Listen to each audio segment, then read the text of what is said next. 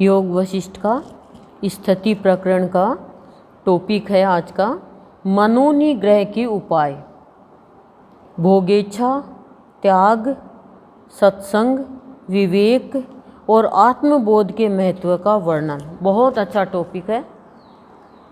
मन के ऊपर निग्रह रखने का उपाय है भोगेच्छा, त्याग, सत्संग, विवेक और आत्मबोध के महत्व का वर्णन। इनका क्या महत्व है? भोगेच्छा का त्याग कैसे होगा, सत्संग का क्या है, विवेक क्या है, आत्मा का बोध का क्या है, इसका महत्व बताएंगे। ठीक है, ध्यान से सुनना। श्री वशिष्ठ जी कहते हैं, श्री राम जिन्होंने अविद्या के घनीभूत विलासों से विषयों की ओर उन्मुख हुए अपने मन को जीत लिया है, उन महासूर श्रेष्ठ पुरुषों की ही सदा विजय होती है। कि जिन्होंने अविद्या के बहुत ही ज़्यादा विलासों यानी सुखों के विषयों की ओर उन्मुख हुए, जिसका मन विलासों के सुखों की ओर जा रहा है, उस मन को जीत लिया जिन्होंने, वो ही महासूर श्रेष्ठ पुरुष है और वो ही सदा विजय होते हैं। मन ही तो जाता है। एक बार आप गलत काम कर लो, फिर मन बार बार जाएगा। सब प्रकार के उपद्रवों को प्राप्त कराने वाले इस संसार के दुखों को निवारण करने का एकमात्र उपाय यही है कि अपने मन को वश में किया जाए। सारा लड़ाई झगड़ा खत्म हो जाएगा और विजय प्राप्त हो जाएगी। मन को वश में कर लो। मन आगे नहीं बढ़ने देता है, मन का कंट्रोल।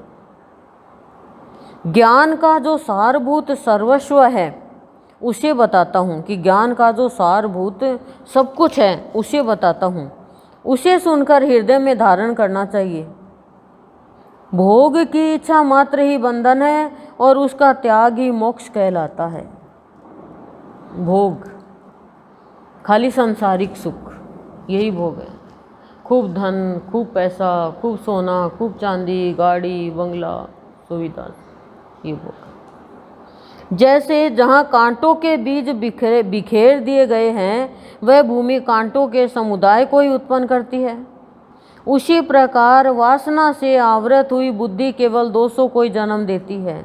कि जिसकी बुद्धि वासना से ढकी हुई है, वो दोष ही दोष जी उस प्राणी में आ जाएंगे।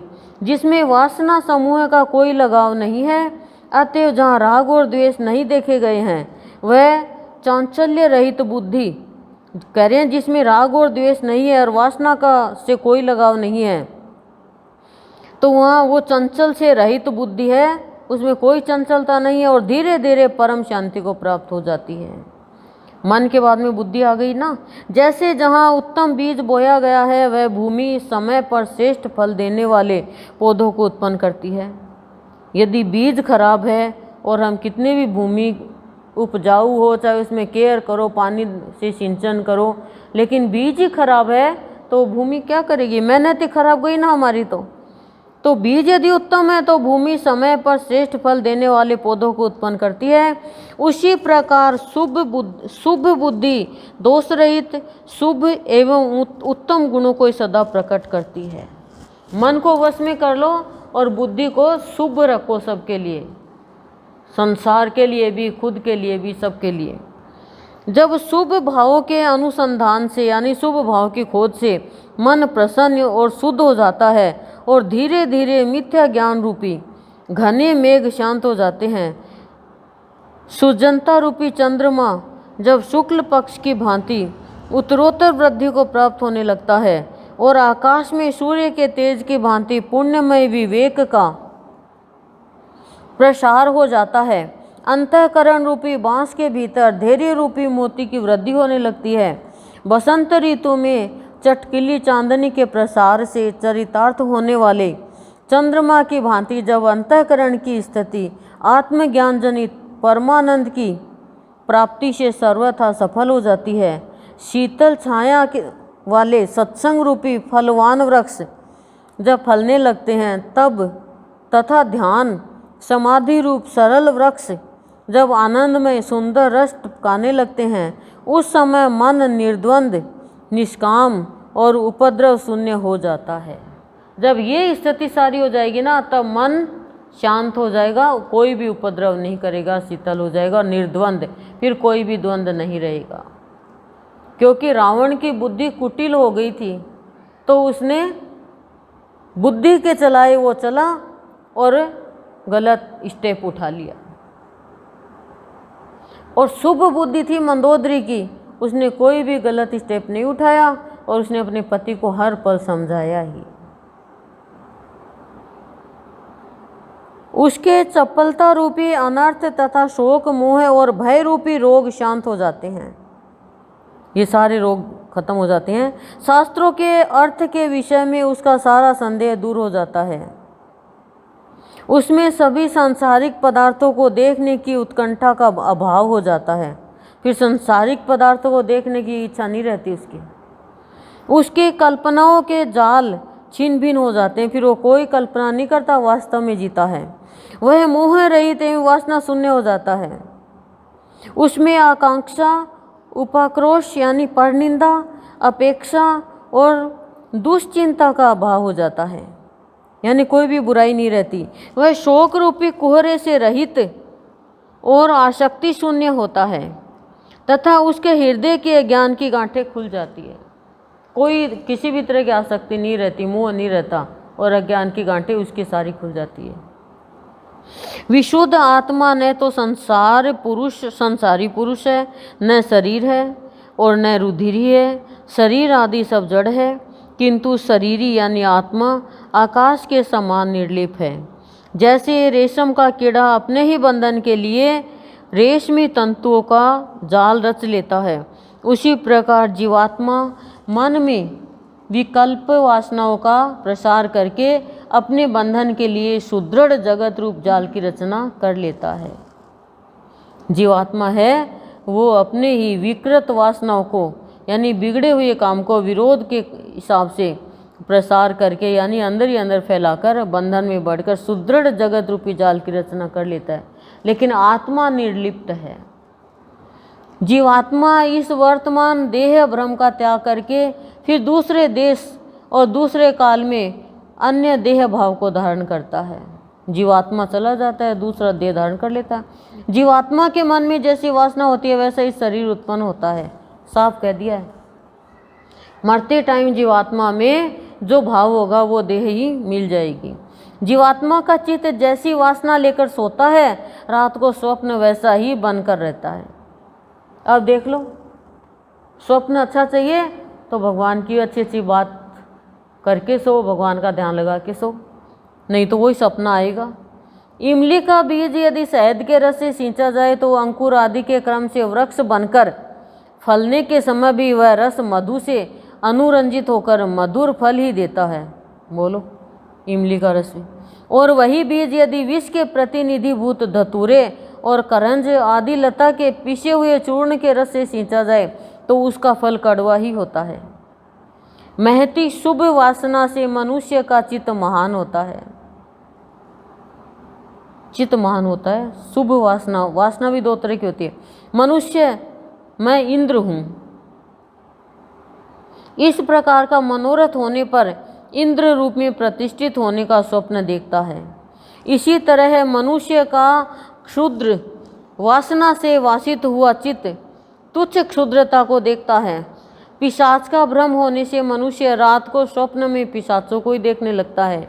जैसे प्रतिदिन क्षीण होता हुआ चंद्रमा अपने पूर्ण होने की आशा को कभी नहीं छोड़ता, उसी प्रकार दरिद्रता आदि से पीड़ित होने पर भी उद्योगशील श्रेष्ठ पुरुष उदार गति का परित्याग नहीं करता। पीड़ित होने पर भी उद्योगशील यानी कर्मशील श्रेष्ठ पुरुष है, वो उदार गति का परित्याग नहीं करता है। हमारे तो पीड़ा यानी जो जरा सी परेशानी आ जाएगी तो हमारी उदार वृत्ति खत्म हो जाएगी। वास्तव में तो न यहाँ बंधन है और न मोक्ष है, न बंधन का अभाव है, न बंधन की सत्ता ही है। देखो, बंधन कोई भी मनुष्य को नहीं बांधता है, मनुष्य का मन ही बांधता है। हम परिवार में मन ही कहता है डर के मारे जाएंगे नहीं, क्या होगा। और मन ही जब बंधन मुक्त हो जाता है तो कहेगा हम तो जाएंगे। कोई रोक ही नहीं सकता, कोई नहीं रोक सकता। हम खुद एक गलत स्टेप उठाएंगे तो दूसरे हमें हाथों से दबा देंगे। एक जगह कूड़ा डाल दिया, साफ सुथरी जगह पे सब वहीं डाल जाएंगे, और साफ सुथरी जगह तो डालते हुए डरेंगे कि नहीं साफ हो गया। बंधन और मोक्ष की अवस्थाओं से तथा द्वैत और अद्वैत से रहित यह संपूर्ण विज्ञानानंदमयी ब्रह्म सत्ता ही है, ऐसा निश्चय ही परमार्थ है। यह जगत परमात्मा का स्वरूप ही है, ऐसा ज्ञान हुए बिना यह दृश्य जगत दुख देने वाला ही होता है कि ये पूरा संसार परमात्मा का ही है। ऐसा सोच लोगे तो फिर ये संसार दुख नहीं देगा। और यदि वैसा ज्ञान हो गया तो यह दृश्य मोक्ष प्रदान करने वाला भी होता है। जल भिन्न है और तरंग भिन्न, इस प्रकार अनेकता और भिन्नता का बोध अज्ञान है। भिन्नता का बोध अज्ञान है। जल और तरंग अभिन्न है, दोनों एक है।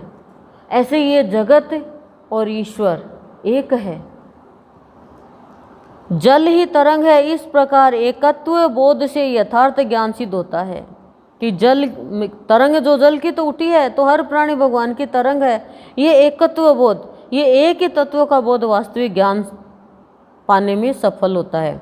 जैसे स्नेह रहित बंधु के मिलने और बिछुड़ने से मनुष्य को न सुख होता है न दुख, उसी प्रकार स्नेह रहित, किसी से स्नेह नहीं है, वो हमसे मिले तो मिलने पर भी कोई सुख नहीं होता और जाने पर भी कोई दुख नहीं होता। उसी प्रकार परमात्मा का तात्विक ज्ञान हो जाने पर पांच भौतिक शरीर के रहने या बिछुड़ने से पुरुष सुख या दुख से लिप्त नहीं होता। जब ईश्वर का तात्विक ज्ञान हो जाएगा, यानी ब्रह्म का ज्ञान हो जाएगा, वास्तविक ज्ञान, आत्मिक ज्ञान हो जाएगा, फिर ये पांच तत्वों से निर्मित जो शरीर है, ये चाहे रहे और चाहे जाए, कोई सुख दुख में लिप्त नहीं होगा। वासना रहित एवं शांत चित्त हुआ अपने देह नगर का स्वामी जीवात्मा आक्षेप यानी संकोच शून्य, सर्वव्यापी और सबका अधिपति हो जाता है। वासना रहित एवं शांत चित्त हुआ अपने देह नगर का स्वामी जो जीवात्मा है, वो संकोच और शून्य, सर्वव्यापी और सबका अधिपति हो जाता है। वो आक्षेप नहीं करता, आक्षेप से शून्य हो जाता है। चित्त के सर्वथा विगलित यानी शांत हो जाने पर अपने दोषों का त्याग करके धीर हुई बुद्धि से युक्त पुरुष मृत्यु और जन्म होने पर प्राप्त होने वाली पारलौकिक और एहलौकिक नीरस गतियों पर दृष्टिपात करके विवेक व विचार द्वारा परमात्मा रूपी दीपक पाकर ताप रहित हो अपने देह रूपी नगर में आनंद पूर्वक प्रतिष्ठित होता है। कह रहे हैं चित्त के सर्वथा शांत हो जाने पर, हम कहते मेरा चित्त उठ गया, कलेजा उठ गया, उसके शांत हो जाने पर अपने दोषों का त्याग करके धीर हुई बुद्धि ने, दोष जितने भी बुद्धि में दोष थे वो उसको छोड़ दिया, और उस बुद्धि ने युक्त पुरुष, धीर हुई बुद्धि से युक्त पुरुष मृत्यु और जन्म होने पर प्राप्त होने वाली पारलौकिक और एहलौकिक, इस लोक और दूसरे लोक की नीरस, जिसमें कोई रस नहीं है, उन गतियों पर दृष्टिपात करता है और विवेक और विचार द्वारा परमात्मा रूपी दीपक पाकर, ईश्वर रूपी दीपक को पाकर के ताप रहित यानी दुख चिंता कष्ट रहित हो अपने देह रूपी नगर में आनंद पूर्वक प्रतिष्ठित होता है। ओम शांति ही शांति प्रशांति। सर्ग 34 से 35 हो गया।